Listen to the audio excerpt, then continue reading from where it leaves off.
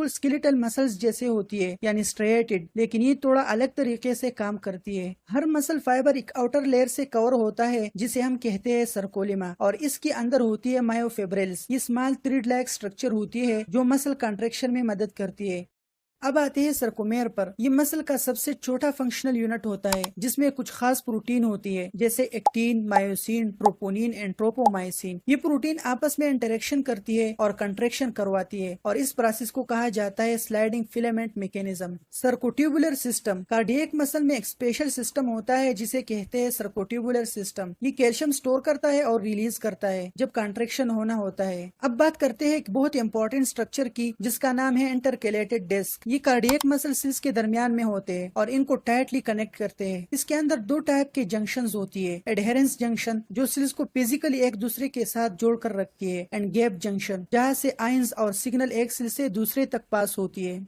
सेंशियम। इन सब जंक्शंस की वजह से हार्ट का हर फाइबर यानी सेल अलग होने के बावजूद पूरा हार्ट एक टीम की तरह काम करता है। इस कॉन्सेप्ट को कहते हैं फिजियोलॉजिकल सेंशियम, यानी सारे सेल्स अलग अलग दिखाई देती है लेकिन सबका काम एक ही होता है। There are two parts of syncytium in heart, atrial syncytium and ventricular syncytium. Atria और वेंट्रिकल कभी भी एक साथ कॉन्ट्रैक्ट और रिलैक्स नहीं होते हैं। जब एट्रिया कॉन्ट्रैक्ट होते हैं तो इस वक्त वेंट्रिकल रिलैक्स रहते हैं, और जब वेंट्रिकल कॉन्ट्रैक्ट होते हैं तो एट्रिया रिलैक्स रहते हैं, यानी दोनों का सेंशियम अलग रहता है एक दूसरे से। इन दोनों पार्ट्स के दरमियान होता है एक थिक नॉन कंडक्टिंग वॉल जिसे कहते हैं एट्रियोवेंट्रिकुलर रिंग। ये रिंग सिग्नल को कंट्रोल करती है ताकि पहले एट्रिया कॉन्ट्रैक्ट करे फिर वेंट्रिकल, बिल्कुल एक सीक्वेंस में। हार्ट में दूसरे किस्म की फाइबर्स है पेसमेकर फाइबर्स। ये फाइबर्स हार्ट के अंदर एक नेचुरल बैटरी की तरह काम करती है। ये खुद से सिग्नल बनाती है जिसे हम कहते हैं एक्शन पोटेंशियल। इसी सिग्नल से हार्ट बीट स्टार्ट होती है बिना किसी एक्सटर्नल कमांड की। इसका स्ट्रक्चर, टाइप्स और फंक्शन सबको एक्सप्लेन करूंगा एक अलग लेक्चर में।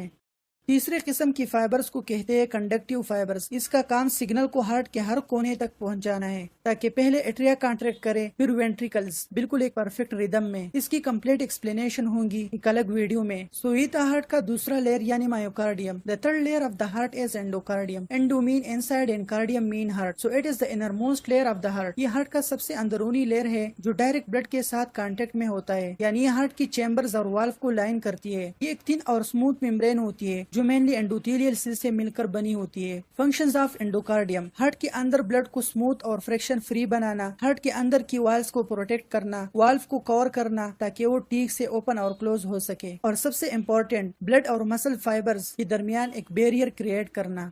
नेक्स्ट वीडियो में हम फाइबर्स